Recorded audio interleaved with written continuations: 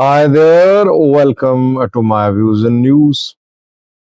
Ethiopia, Somalia, Somaliland tension. It seems that now Ethiopian PM Abiy is under pressure. Some tough decisions to be made.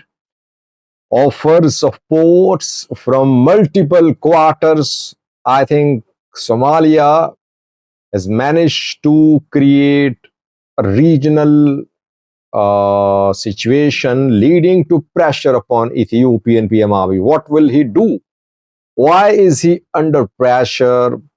Which decisions will he make? Let's analyze the rapidly evolving geopolitical situation in the Horn of Africa. We know that Ethiopia made its intentions clear earlier this year that it does not want to remain dependent on Djibouti's port only.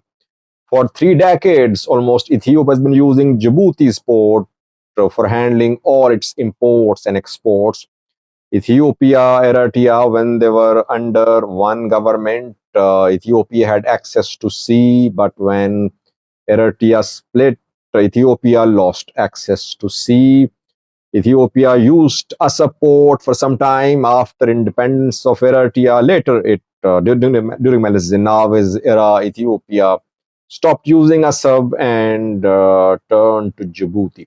Since then, Ethiopia is using Djibouti's port. 90%, more than 90% of Ethiopian cargo is handled by Djibouti's port. Ethiopia has recently been complaining that Djibouti authorities are charging high port fees, and that keeping in view the growth in the volume of Ethiopian economy and Ethiopian population, Ethiopia should have access to more ports or should have exclusive access to a port. That is why Ethiopia tried to talk to neighboring countries. It talked to Eritrea to gain access to Assab port. Eritrea did not show any positive response. Ethiopia offered shares in Ethiopian profitable entities to Eritrea. Eritrea did not show any positive response. Then PM Abiy last year gave a 45-minute long speech, and in a way he warned regional countries that they should give Ethiopia access to sea, that Ethiopia has natural rights to gain access to sea. But after that, Eritrea, Somalia, Djibouti joined hands and they just made an informal alliance to tell Ethiopia that Ethiopia cannot gain access to sea by force or through putting pressure. And then Ethiopia made a big move. It signed an MoU with Somaliland. Somaliland agreed to give full access to Ethiopia to sea. It agreed to let Ethiopia build a naval base too in its coastal areas in return of Ethiopia recognized land as a country. And that led to start of tensions between Ethiopia and Somalia. Somalia rejected that MoU. That was just an MoU, not an agreement. Somalia said that MoU was a violation of its sovereignty and territorial integrity. Somalia since then has signed 2 defense cooperation agreements. One was signed with Turkey. Turkey is training Somalia's forces, arming them, and it would protect Somalia's waters. And in return, Turkey would get shares in Somalia's underwater resources. Secondly, a few days ago, Somalia signed another defense treaty, this time with Egypt.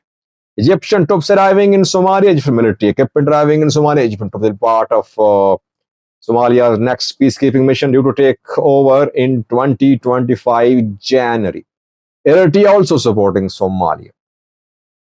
So Turkey then intervened. We saw that Turkey hosted 2 rounds of talks between Ethiopia and Somalia.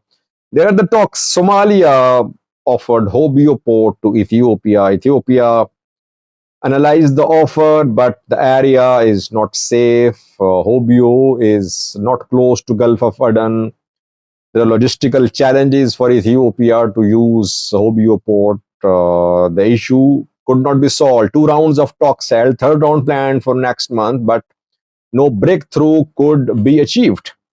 After that, Djibouti made its entry. Yesterday, we saw that Djibouti's Foreign Minister Mohamed Ali Yusuf announced that Djibouti had offered Tajora port to Ethiopia, that Ethiopia can have full administration there.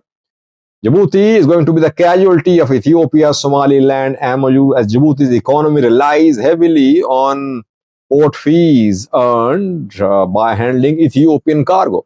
If Ethiopian cargo is diverted from Djibouti port to some other ports, Djibouti's economy will take a serious hit. Djibouti, in the guise of mediating between Ethiopia and Somalia, offered Tajora port to Ethiopia. It was confirmed yesterday when Mohamed Ali Yusuf gave an interview to an international news outlet.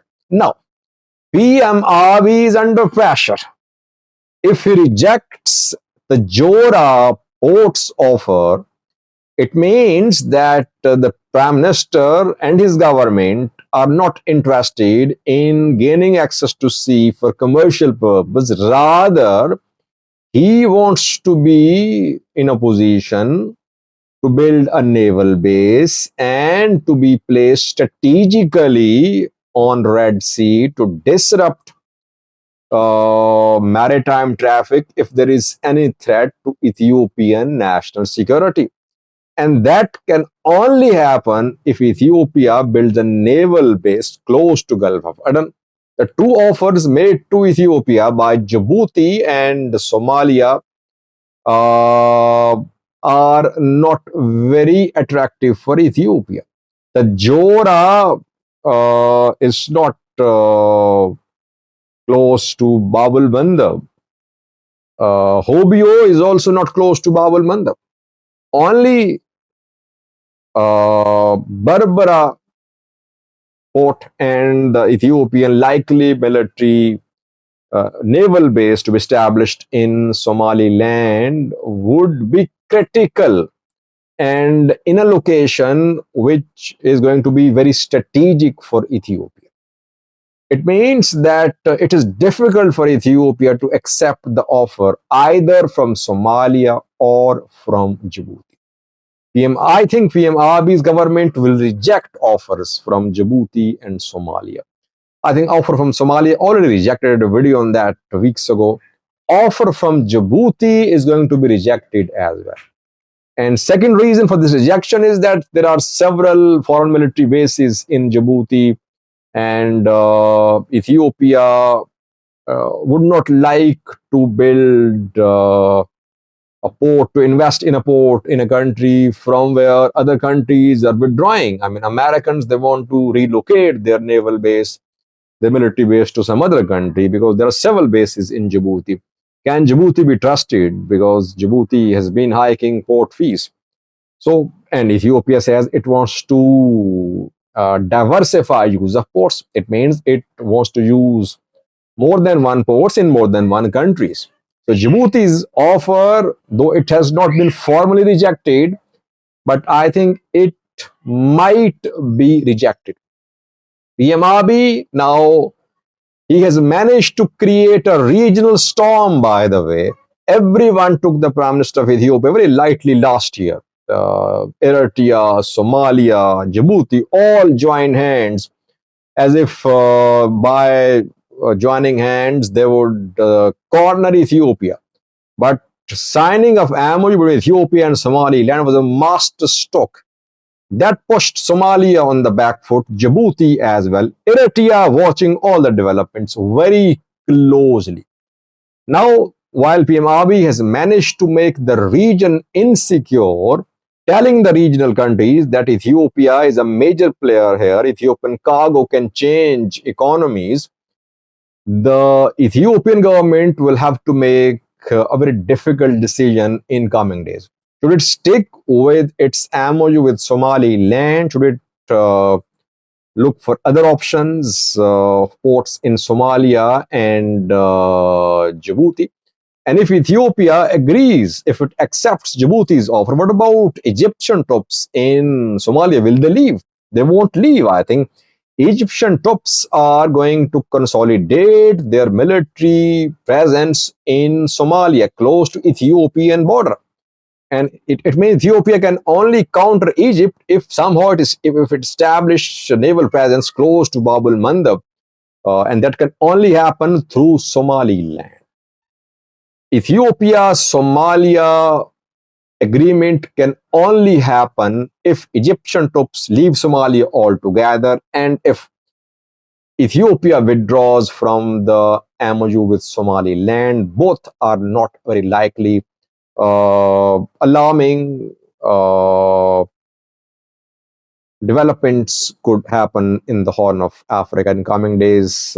Let's see how Ethiopia is, because Djibouti has now publicly made its position clear that it is ready to offer another port to Ethiopia, where Ethiopia will have full control, though terms and conditions have not been made public. So we are waiting for official response from Ethiopian government. I believe Ethiopia will not accept this offer. That's my analysis. It's not based on any information from inside. Ethiopia won't accept this offer, but it won't reject it either. It will keep it under consideration. Thank you for watching.